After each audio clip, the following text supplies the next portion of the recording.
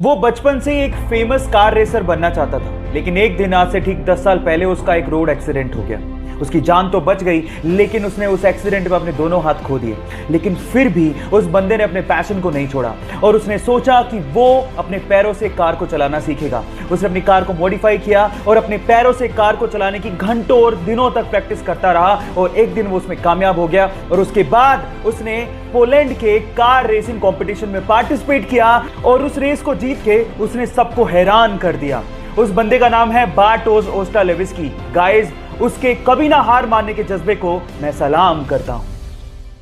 चलिए मैं आपको एक मैथ्स का ट्रिक सिखाता हूं जिससे आप किसी को भी इंप्रेस कर सकते हो। इस वीडियो में आपको माचिस की तिल्लियों से एक मैथ का इक्वेशन दिख रहा होगा जिसमें लिखा है 4 गुणा 9 = 46। किसी तीसरी के बच्चे को भी पता कि ये गलत है। अब आपको क्या करना है, आपको मात्र 2 माचिस की तिल्लियों को मूव करना है और एक करेक्ट मैथ इक्वेशन बना के दिखाना है। मैं आपको 10 सेकंड का टाइम दे रहा हूं, करके दिखाओ।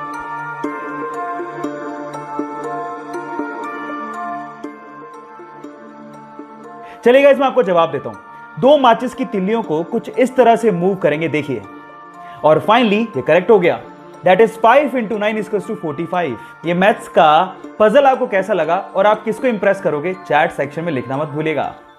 चलिए गाइस, आपकी नॉलेज चेक करते हैं। क्या मुझे बता सकते हैं कि दुनिया में माउंट एवरेस्ट की खोज से पहले सबसे ऊंचा पर्वत कौन सा था? मैं आपको 5 सेकंड का टाइम देता हूं, सोच के बताइए। चलिए गाइस, मैं आपको इसका जवाब देता हूं। इसका जवाब है माउंट एवरेस्ट। गाइस, खोज होती चाहे नहीं होती, दुनिया का सबसे ऊंचा पर्वत माउंट एवरेस्ट था, है और रहेगा। बाय द वे, आपकी नॉलेज के लिए बता देता हूं कि माउंट एवरेस्ट की ऊंचाई 8,848 मीटर है, जिसे इंडियन मैथमेटिशियन राधानाथ सिकदर ने ही नापा था। So guys, proud to be an Indian. क्या आपको इससे पहले ये बात पता थी? और नहीं पता थी तो चैट सेक्शन में लिखना मत भूलिएगा। मान लो कि आप बहुत ही खतरनाक जगह पे फंसे हुए हो। वहां से बाहर निकलने के मात्र 2 दरवाजे हैं। पहला दरवाजा है डोर ऑफ डेथ, खोला तो गए। दूसरा दरवाजा है डोर ऑफ फ्रीडम, खोला तो आजाद। लेकिन आपको नहीं पता कि किस दरवाजे के पीछे क्या है। अब उन दरवाजों के आगे 2 गार्ड खड़े हैं। पहला हमेशा सच बोलता है, दूसरा हमेशा झूठ बोलता है, लेकिन आपको यह भी नहीं पता कि कौन सच्चा कौन झूठा। अब वहां से बाहर निकलने के लिए आपको यह आजादी है कि आप हर एक गार्ड से मात्र एक सवाल पूछ सकते हो। अब मेरा सवाल यह कि आप हर एक गार्ड से क्या पूछो कि आपको पता लग जाए कि डोर ऑफ फ्रीडम यानी बाहर निकलने का रास्ता कौन सा है। 10 सेकंड का टाइम देता हूं, फटाफट से जवाब दो।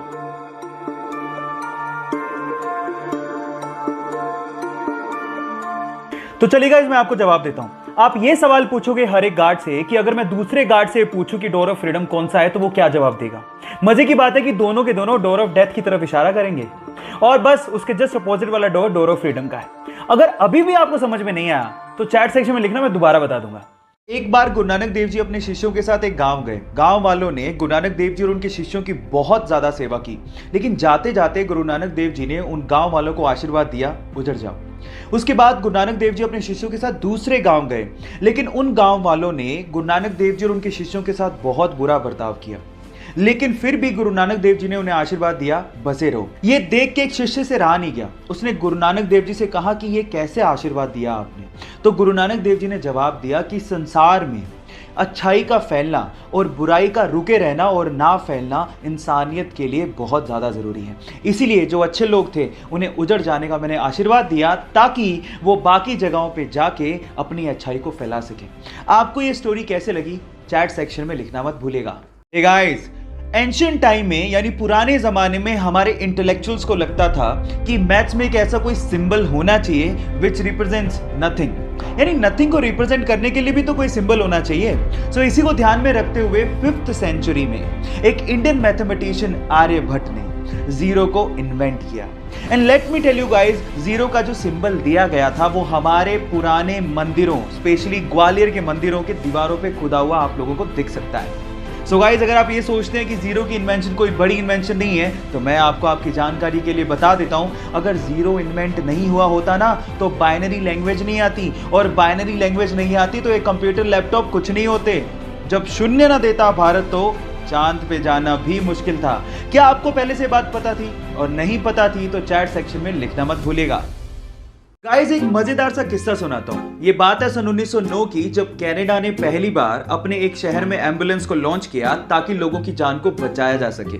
लेकिन हुआ उसका कुछ उल्टा ही। वही एम्बुलेंस शहर में टेस्ट ड्राइव के दौरान एक बंदे पे चढ़ गई और वो बंदा बुरी तरह से घायल हो गया। और मजे की बात यह है कि वो पहला बंदा था जिसे उस एम्बुलेंस ने हॉस्पिटल तक पहुंचाया था। ये अजीब सा किस्सा आपको कैसे लगा, चैट सेक्शन में लिखना मत भूलिएगा। गाइस इससे लकी बंदा शायद ही आपने अपनी जिंदगी में कहीं देखा हो। सेल्फी लेने का शौक सबको होता है, तो ये बंदा भी अपने प्लेन में बैठ के उड़ान भरने से पहले सेल्फी ले रहा था। लेकिन उसके बाद जो हुआ वो मंजर हैरान कर देने वाला था। देखिए गाइस, क्या आपको भी लगता है कि ये बंदा बहुत किस्मत वाला है, या इससे भी किस्मत वाला बंदा आपने कहीं देखा है? चैट सेक्शन में लिखना मत भूलिएगा। गाइस बाइक चलाना किसे नहीं पसंद, लेकिन असली प्रॉब्लम आती गर्मियों में, जब कोई स्कार्फ या फिर रुमाल पहनने के बाद हमें हेलमेट पहनना पड़ता है। और गर्मी होने की वजह से थोड़ी दूरी तक चलने के बाद जब हम हेलमेट उतारते हैं तो पूरा मुंह पसीने से भर जाता है। अब इस प्रॉब्लम का सॉल्यूशन क्या है? जी हाँ गाइस, इस प्रॉब्लम का सॉल्यूशन है एसी हेलमेट। एक छोटी सी एक्सेसरी आपके हेलमेट पे लगती है और वो आपके हेलमेट को या फिर आपके सिर को ठंडा ठंडा कूल कूल बना देती है। और गाइस इसका इन्वेंशन कहीं बाहर नहीं, हमारे इंडिया के बेंगलोर के आईआईटीएन पीके सुंदर राजन ने किया है। सो गाइस हमारे हेलमेट को ठंडा ठंडा कूल कूल बनाने वाले इस सुंदर राजन के लिए एक लाइक तो बनता है। गाइस फायरफॉक्स ब्राउजर के बारे में तो सभी जानते हैं, लेकिन मेरा सवाल यह है कि फायरफॉक्स ब्राउजर के लोगो में जो दिखाई दे रहा है वो क्या है? क्या वो बता सकते हैं? ज्यादातर लोगों को शायद लगता होगा कि फायरफॉक्स ब्राउजर के लोगो में एक लोमड़ी यानी कि फॉक्स है, लेकिन ऐसा नहीं है गाइस। एक्चुअली इसके अंदर है एक लाल पांडा, जिसे इंग्लिश में फायरफॉक्स कहा जाता है, और इसी के नाम पर ही इस ब्राउजर का नाम फायरफॉक्स रखा गया है। क्या इसके पहले तक आपको ये फैक्ट पता था? और अगर नहीं पता था तो चैट सेक्शन में लिखना मत भूलिएगा।